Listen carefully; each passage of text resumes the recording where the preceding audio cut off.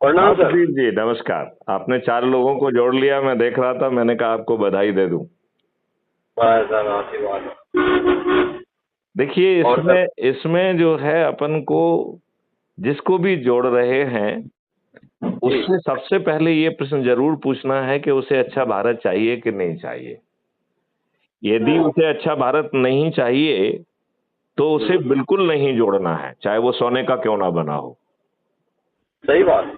क्योंकि इस पे अपना पहले भी चर्चा हुआ है कि हमारे यहाँ ऐसे बहुत सारे दुष्ट हैं जो वर्तमान दुर्व्यवस्था में थोड़ा बहुत धन बना लिए हैं, और उस दुर्व्यवस्था में ही वो जीना चाहते हैं, उसमें ही उन्हें आनंद आ रहा है, उसी अपमान में, उसी अत्याचार में, उसी भ्रष्टाचार में वो आनंदित हो रहे हैं।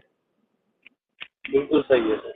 तो ऐसे आनंद पाने वाले व्यक्तियों को, ऊंचे चरित्र के लोगों को, मुझे लगता है कि भगवान की व्यवस्था के तहत अभी उनकी मति जो है ना हर ली गई है, उन्हें अच्छी बात समझ में नहीं आएगी। ये बात आप समझ रहे हैं? बिल्कुल सर, बिल्कुल तो सही कह रहे हैं आप। इसलिए जो है, जिनको आप जोड़े उनके पीछे पड़े कि यदि आपने संकल्प लिया है, तो आपने क्या crime free Bharat YouTube channel को सब्सक्राइब कर लिया है? क्या आपको हमने जो लिंक भेजी थी उसके माध्यम से आपने ऐप को डाउनलोड कर लिया है? क्योंकि आप उनको ऑलरेडी अपने ऐप के माध्यम से उनको वो भेज चुके होंगे, तो आपके लिंक से वो जुड़ेंगे तो आपका नाम भी आ जाएगा, तो आपको तत्काल मालूम पड़ जाएगा। राइट बात है तो यदि हम ऐसा करेंगे, तो जी। हम जिनको जोड़ेंगे उनको गति में रख पाएंगे। राइट बात है। इसमें गति बहुत जरूरी है, नहीं तो जो काम हम 9 दिन में कह रहे हैं वो 9,000 वर्षों में भी पूरा नहीं होगा। राइट बात है।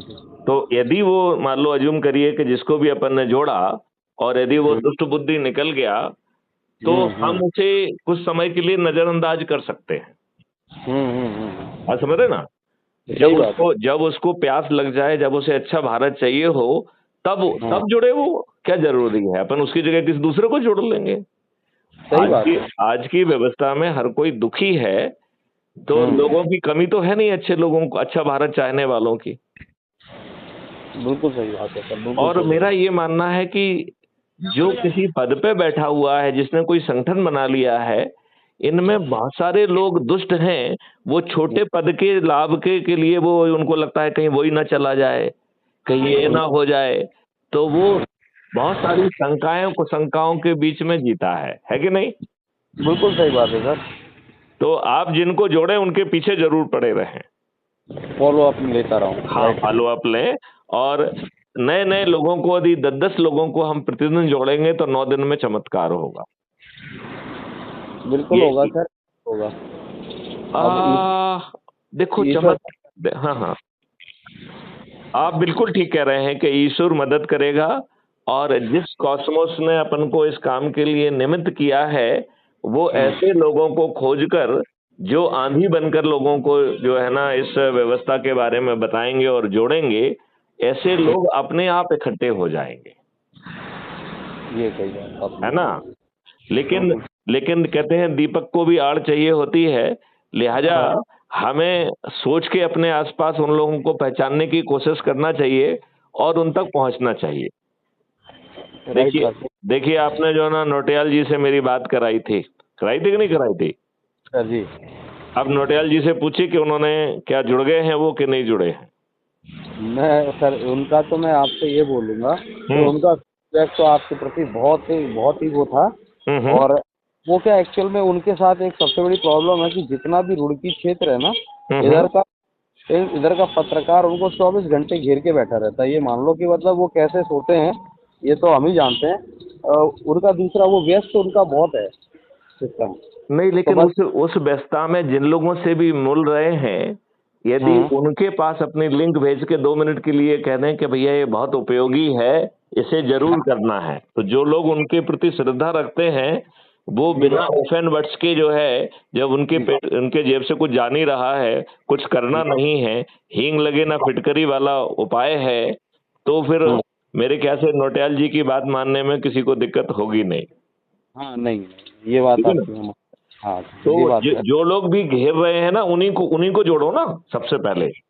और फिर उनको उनसे पूछो भैया क्या किया दिन भर में। तो यदि आप मान लो किसी खबर को जो ना के लिए जा रहे हैं, खबर को कवर करने के बाद बताएं कि भैया यदि तुम इससे जुड़ जाओगे तो जो आपके साथ हुआ ये नहीं होगा, जो आपके साथ अत्याचार हो रहा है वो नहीं हो पाएगा, और ये मात्र 9 दिन में संभव है। ये तो आज की लड़ाई में तो आप लिखते भी नहीं, बोले हमने लिख भी दिया तो उसकी किसकी सेहत पे फर्क पड़ रहा है। जो वहाँ अधिकारी बैठे हुए हैं वो जो है उनके जो कहते हैं ना कि जब आका है कोतवाल तो फिर डर किस बात का। Right right. तो यदि जो है वो जिन राजनेताओं की शक्ति पे और उनके के आधार पर वो बैठे हुए हैं, उनके साथ भ्रष्टाचार की गंगा में संलिप्त हैं, तो आपके पत्र में छपने से उनकी सेहत पे कोई फर्क नहीं पड़ता है, बशर्ते छपने के कारण उनके आका यदि संकट में आ जाएं और उसके कारण वो संकट में आ जाएं, तब बात अलग है। सही बात है। यदि आप उनके आका को संकट में डालने की स्थिति में नहीं है तो वो कोतवाल आपकी बात नहीं सुनेगा, और जो चीज हम झेल रहे हैं उसे झेलना पड़ेगा। सही बात है, आप बिल्कुल सही कह रहे हैं। तो प्रदीप जी, अब जो है अपन कॉस्मिक संयोग से मिले हैं, तो इस यात्रा में हमें तेजी से आगे बढ़ना चाहिए। बिल्कुल सर, बिल्कुल, मैं आपकी बात समझ। हाँ, जहां भी जा रहे हैं हम क्या कह रहे हैं, पहले अपना काम करो क्योंकि वो पेट के लिए है। जब अपना काम हो जाए तो 10 मिनट भाषण दे दो, क्योंकि आप तो वहीं पहुंच रहे हो जहां अन्याय हो रहा है, जहां पेड़ कट रहे हैं। पेड़ क्यों कट रहे हैं? जबकि उनको सुरक्षा कौन किसको देना चाहिए? फॉरेस्ट वालों को, और वही इलीगल परमिशन दे रहे हैं। राइट बात है, इलीगल परमिशन एक साथ 75 पेड़ों की। क्योंकि उन्हें इस बात की चिंता नहीं है कि कल ऑक्सीजन नहीं मिलेगी तो उनके बच्चे जो है ना ऑक्सीजन का सिलेंडर लगा के घूमेंगे, ये चिंता उस दुष्ट व्यक्ति को नहीं है ना। अरे सर, मैं तो जो इधर का मुख्य उद्यान अधिकारी था उसके पास गया हूँ, वो ठेकेदारों को लेकर बैठा था, मतलब जो माफिया जिन्होंने पेड़ काटे थे उनको लेकर बैठा था। तो मेरे को ये कहना पड़ा, मैंने कि सर आपकी जो वर्किंग है ना वो एज ए माफिया है, क्योंकि ठेकेदार यही लोगों ने पेड़ काटे और यही लोग बैठे हैं, और आप विभाग ने इतनी बड़ी परमिशन दे भी दी। हाँ, क्यों? क्योंकि वो दुष्ट हैं, वो उनके लिए उनको थोड़ा सा पैसा मिल गया होगा, और उन्हें इस बात की चिंता है नहीं।